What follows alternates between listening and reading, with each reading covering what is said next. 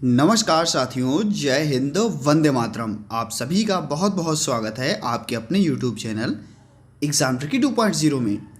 प्रत्येक शाम 9:30 बजे आपको पता है कि आपको मिलते हैं ईवीएस के महत्वपूर्ण क्वेश्चन। और आज हम बात करेंगे ऐसे ही महत्वपूर्ण क्वेश्चंस की जो आपके एग्ज़ाम में पूछे गए हैं और कभी ना कभी आपके एग्ज़ाम में आए हुए हैं। पहला प्रश्न आपको यहाँ पर देखने को मिल रहा है, कह रहा है कि एक विज्ञान की शिक्षिका श्वसन प्रकरण पढ़ाने के बाद परीक्षा का आयोजन करती है। यह देखती है कि अधिकांश विद्यार्थी श्वसन और सांस के बीच अंतर नहीं समझ रहे हैं। यह किसके कारण हो सकता है? कौन सा कारण है जिसके कारण ऐसा हुआ कि विद्यार्थी सांस और श्वसन के बीच में अंतर को नहीं समझ पाए? ए ऑप्शन है, वह कक्षा में प्रभावी तरीके से संकल्पना की व्याख्या नहीं कर सकी। हो सकता है कि उसने सही से ना सिखाया हो, भाई शिक्षिका जो है उसने सही से ना सिखाया हो, ऐसा भी हो सकता है। आगे भी देख लेते हैं, वह उनकी कक्षा अध्यापिका नहीं है। ऐसा तो बिल्कुल नहीं है कि अगर एक शिक्षिका जो कक्षा अध्यापिका नहीं है, क्योंकि सभी शिक्षक अपने अपने अध्यापक मतलब अपने अपने विषय को पढ़ाने के लिए जाते हैं। तो ऐसा कोई ज़रूरी नहीं है कि कक्षा अध्यापिका नहीं है तो उसको नहीं सिखा पाई, ये कोई ज़रूरी नहीं है। विद्यार्थी प्रश्न को सही तरीके से समझ नहीं सके। भैया विद्यार्थी का कोई दोष हमको नहीं देना है, विद्यार्थी का कोई भी दोष नहीं देना है। अगर कोई भी चीज़ विद्यार्थी नहीं सीख सके, नहीं समझ सके, तो हो सकता हो कि जो भी शिक्षक या शिक्षिका हो उसने उसके परिवेश में रह कर के चीज़ों को ना सिखाया हो, या उस ज्ञान को पूर्व ज्ञान से ना जोड़ा हो, या हम कह सकते हैं कि बच्चों की मानसिक क्षमता के अनुसार उसने कार्य ना किया हो। यानी कि हम कह सकते हैं कि शिक्षिका जिसने कक्षा में प्रभावी तरीके से संकल्पना की व्याख्या नहीं की और इसीलिए बच्चे नहीं सीख पाए। ए ऑप्शन को यहाँ पर लॉक करेंगे। और दोस्तों नेक्स्ट क्वेश्चन की हम लोग बात करेंगे। बहुत ही अच्छा क्वेश्चन है नेक्स्ट आपका। हमारे देश में एक स्थान है जिसे क्या कहा जाता है? ठंडा रेगिस्तान। हमारे देश में एक स्थान है जिसको हम लोग क्या कहते हैं? ठंडा रेगिस्तान कहते हैं। यह क्षेत्र ऊंचा, सूखा और समतल है। कौन सा क्षेत्र है जिसे हम लोग ठंडा रेगिस्तान कहते हैं? और यह क्षेत्र ऊंचा, सूखा और समतल है। शिलोंग मेघालय, दार्जिलिंग पश्चिम बंगाल, शिमला हिमाचल प्रदेश या लेह लद्दाख। तो यहाँ भैया ऑप्शन आपका डी सही होगा, लेह लद्दाख। ये भी प्रश्न आपका सीटेट में पूछा गया प्रश्न है और लेह लद्दाख से, हिमाचल प्रदेश से, शिमला से प्रश्न आपके पूछे जाते हैं। ठीक है, नेक्स्ट हम बात करते हैं कक्षा 1 के विद्यार्थियों में आप सर्वप्रथम शिक्षण का कार्य करेंगे। यानी कि कक्षा 1 का विद्यार्थी है और उस विद्यार्थी में आप सबसे पहले कौन से शिक्षण के लिए कार्य करेंगे? तो परिवेश में परिचय की शिक्षा, पर्यावरण के माध्यम से शिक्षा, पर्यावरण संरक्षण की शिक्षा, या इनमें से कोई नहीं। तो अगर हम बात कर लें कि मान लीजिए कि हम बच्चे को सिखा रहे हैं एक आम के बारे में, तो हम सबसे पहले उस आम को बच्चे को दिखाएंगे, या उसमें क्या गुण हैं, उसके क्या दोष हैं, उसमें कौन सी विटामिन है, खट्टा होता है या मीठा होता है, बिना आम को दिखाए हुए करेंगे। तो आप लोग कहोगे सर सबसे पहले हम क्या करेंगे? आम से ही तो परिचित कराएंगे, उसके बाद में तो हम उसके गुण दोष ये सब करवाएंगे। तो परिवेश में जिसकी शिक्षा दी जा रही है उसका हमको कराना है सबसे पहले कक्षा 1 के विद्यार्थी को परिचय, क्योंकि बच्चा है छोटा। तो सबसे पहले हम परिचय कराएंगे, उसके बाद में हम आगे की चीज़ों को देखेंगे, आगे का शिक्षण कराएंगे। तो ए ऑप्शन यहाँ पर हम लोग लॉक करते हैं। आशा है सभी के समझ में आ गया होगा। एक छोटे से पेड़ या झाड़ी की शाखा से लटकने वाला घोंसला बनाने वाला पक्षी है।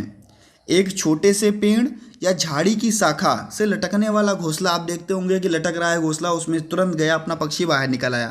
तो ये कौन है? सूर्य पक्षी, शकरखोरा जिसको हम लोग बोलते हैं, कौवा, बसंत गौरी या कलचिड़ी। वह पेड़ की सबसे ऊंची डाली पर घोंसला कौन बनाता है? तो आप कहोगे सर कौवा बनाता है। अगर हम बात करें कि झाड़ी की शाखा में लटकता हुआ घोंसला, तो आप कहोगे सर सूर्य पक्षी बनाता है, शायद जिसको हम लोग शकरखोरा कहते हैं। ए ऑप्शन को यहाँ पर हम लोग लॉक करेंगे। नेक्स्ट हम बात कर लेते हैं, निम्न में से कौन सा अभिप्रेरित शिक्षण का संकेत होता है? निम्न में से कौन सा अभिप्रेरित शिक्षण का संकेत होता है? कक्षा में अधिकतम उपस्थिति, बच्चों द्वारा प्रश्न पूछना, कक्षा में एकदम खामोशी। कक्षा में खामोशी होना जरूरी है क्या? कक्षा में खामोशी क्यों, जब कक्षा में पढ़ाई चल रही है? बच्चा क्यों चुप बैठे? और अगर कक्षा में बार बार बच्चा आ रहा है, उपस्थित हो रहा है, तो ये भी कोई जरूरी थोड़ी ना है। अधिकतम उपस्थिति कोई जरूरी नहीं है। गृह कार्य पूरा करे, अरे गृह कार्य तो भैया अपने पिता से भी करा सकता है, माता से भी करा सकता है, वो तो घर पे कार्य कर रहा है। लेकिन बच्चों के द्वारा कक्षा में प्रश्न पूछना एक अभिप्रेरित शिक्षण का उदाहरण है।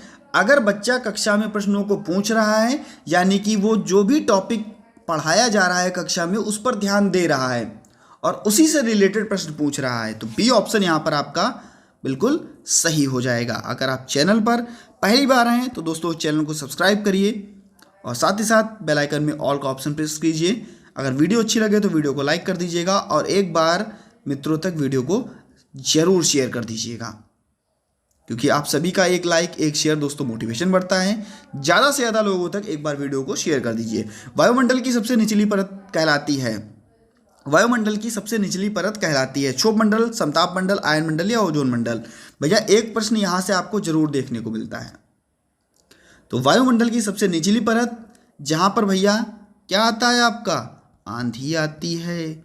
जहाँ पर क्या बनते हैं? बादल बनते हैं। और जहाँ पर क्या आता है? तूफान आता है। ये आपकी परत है क्षोभ मंडल की। ए ऑप्शन को यहाँ पर हम लोग लॉक करेंगे। और बताइए भैया कि जो ये आपके जो हेलीकॉप्टर या बड़े वाले जो हवाई जहाज जिनको हम लोग बोलते हैं, वो भैया किस मंडल में उड़ते हैं? या आप दूसरा क्वेश्चन भी बताइए। पहला क्वेश्चन आपका ये, दूसरा क्वेश्चन आपका ओजोन परत, ओजोन परत जो है आपकी वो किस मंडल में है? ये भी आपको बताना है। कमेंट सेक्शन में तुरंत जाइए और बताइए। नेक्स्ट हम बात कर लेते हैं आपके नेक्स्ट क्वेश्चन की, बच्चे को सामाजिकरण का पहला पाठ कहाँ से प्राप्त होता है? Very very important question, repeated question, most important. अगर ये क्वेश्चन ना आए पेपर में तो पेपर है ही नहीं, मान के चलिए। बच्चे को सामाजिकरण का पहला पाठ कहाँ से प्राप्त होता है? तो अगर हम बात करें कि पहली शिक्षिका कौन होती है बच्चे की, तो आप कहोगे सर ये होती है, कौन होती है? माँ होती है। और पहला पाठ कहाँ से? तो आप कहोगे सर परिवार से। ठीक है, पहला विद्यालय या पहला पाठ हम कहाँ से कह सकते हैं? पहला पाठ कहाँ से प्राप्त होता है? तो परिवार से। ठीक है, और वहाँ पर शिक्षिका कौन होती है? माँ होती है। तो ए ऑप्शन को यहाँ पर हम लोग लॉक करेंगे। नेक्स्ट क्वेश्चन की तरफ हम बढ़ते हैं और कह रहा है पर्यावरण शिक्षण है। पर्यावरण शिक्षण है एक व्यक्ति को पर्यावरण पर नियंत्रण रखने की क्षमता प्रदान करती है। यह पर्यावरणीय समस्याओं से संबंधित ज्ञान मूल्य के विकास के से अवगत कराती है, या एक एकीकृत लचीली क्रियाधारी तथा आवश्यकता अनुसार इसको होना चाहिए। अगर हम बात करें, देखिए जो आपका नियंत्रण करना है, ये आपका एक निगेटिव वर्ड है। नियंत्रण करना, सीमित रखना, ये आपके क्या है? निगेटिव वर्ड हैं। यानी कि अगर आपका ए ऑप्शन कट गया तो आपका डी ऑप्शन भी कट गया, उपरोक्त सभी हो ही नहीं सकता। अब हम देखते हैं इन दो ऑप्शंस को।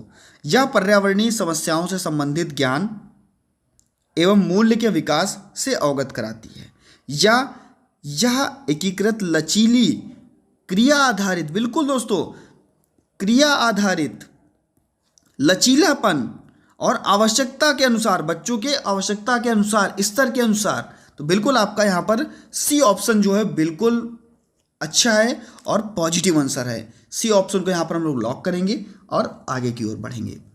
बात करते हैं दोस्तों शारदा एक्ट की, और शारदा एक्ट क्या कहता है कि शारदा एक्ट का संबंध निम्नलिखित में से किससे है। देखिए इसमें क्या किया जाता था, जो भी गर्ल्स थी 14 वर्ष आयु और बॉयज़ की 18 वर्ष आयु। अब भैया गर्ल्स की 18 वर्ष आयु कर दी गई और बॉयज़ की 21 वर्ष आयु कर दी गई। किसमें? शादी में, बाल विवाह में। पहले आपको ये देखने को मिलता था, उसके बाद में आपका ये परिवर्तन होकर के आया। तो शारदा एक्ट जो संबंधित है वो बाल विवाह से संबंधित था। ए ऑप्शन आपका यहाँ पर सही हो जाएगा। नेक्स्ट हम बात करते हैं, एक बालक पशु पक्षियों को देखकर उनकी ओर आकृष्ट होते हैं। जब बालक पशु पक्षियों को देखकर उनकी ओर आकृष्ट होते हैं तब उनके परस्पर संबंधों को परिचित करना कहलाता है। व्यवहारिक शिक्षा, वातावरण के माध्यम से शिक्षा, सामाजिक शिक्षण या उपरोक्त सभी। देखिए पशु पक्षियों को देख रहे हैं और उनकी तरफ आकृष्ट हो रहे हैं, यानी कि वातावरण के माध्यम से शिक्षा उनको मिल रही है, क्योंकि वो सब पशु पक्षी जो है वो वातावरण में है। मान लीजिए किसी पशु को देखा तो उनमें भैया सामाजिक शिक्षण का भी विकास हुआ। कहा कि भैया गाय है, भैंस है, ये कहाँ रहती है? हमारे आसपास, हमारे वातावरण में। और जब इसका विकास हुआ तो उनकी व्यवहारिक शिक्षा में भी बढ़ोतरी आई। तो ये भैया आपका उपरोक्त सभी, डी ऑप्शन को यहाँ पर हम लोग लॉक करेंगे। नेक्स्ट हम बात करते हैं दोस्तों आगे, अर्थशास्त्र की मूलभूत अवधारणाओं की समझ विकसित की जा सकती है। अर्थशास्त्र की मूलभूत अवधारणाओं की समझ विकसित की जा सकती है। भैया रुपए पैसे का ज्ञान, अर्थशास्त्र का ज्ञान होना चाहिए कि कैसे हमारे यहाँ इकोनॉमिक्स चल रही है।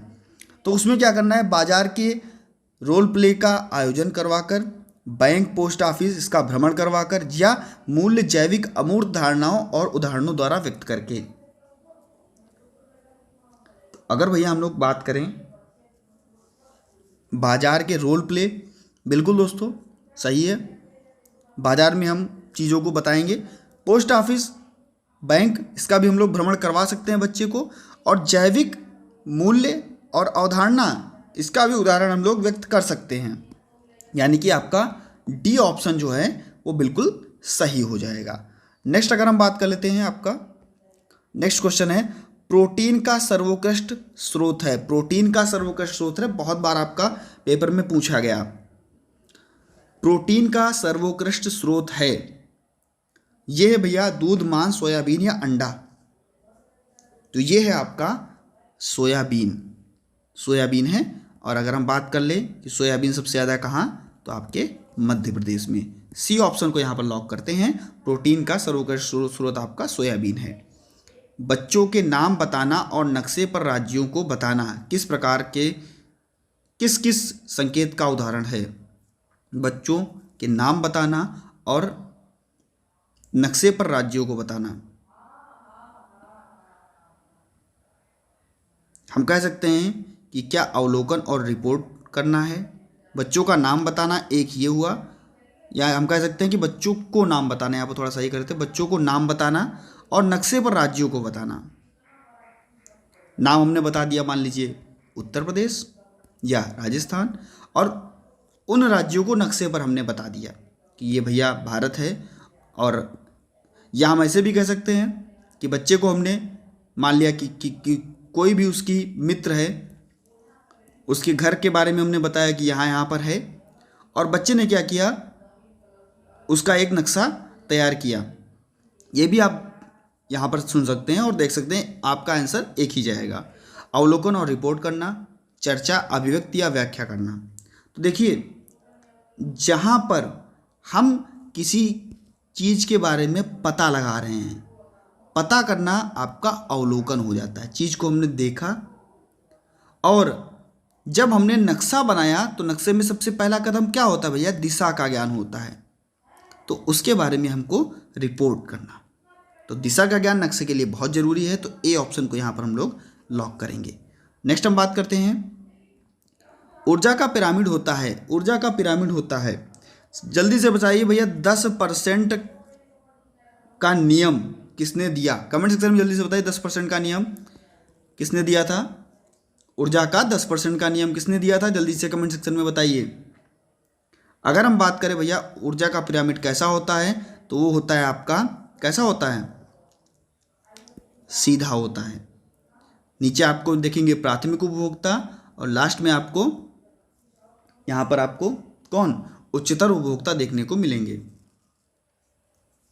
यहाँ पर आप अगर देखोगे तो यहाँ पर आपको भैया घास को कौन खाएगा, तो आप बताओगे सर जो घास को होगा वो आपका टिड्डा खाएगा। टिड्डे को कौन खाएगा, तो आप कहोगे सर टिड्डे को जो है कौन खाएगा, सांप आके खा जाएगा। ऐसे ही जो आपका श्रृंखला है वो चलती रहती है। उसमें ऊर्जा का पिरामिड तो वो आपका सीधा बनता है। 10% ऊर्जा का नियम लिंडेमान ने दिया था, आप सभी को पता होगा।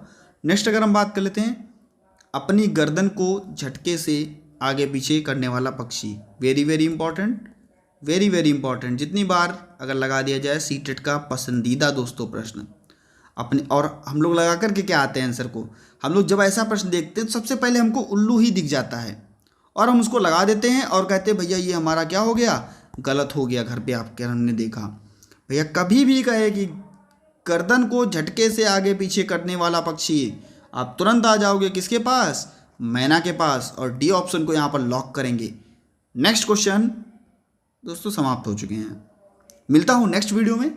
आशा है आप सभी को वीडियो अच्छी लगी होगी। अगर अच्छी लगी है तो लाइक करना ना भूलिएगा और सभी मित्रों तक एक बार वीडियो को शेयर कर दीजिएगा। सब्सक्राइब करने के लिए आप सभी का बहुत बहुत धन्यवाद, आपने चैनल को सब्सक्राइब किया। मिलता हूँ दोस्तों नेक्स्ट वीडियो में, धन्यवाद।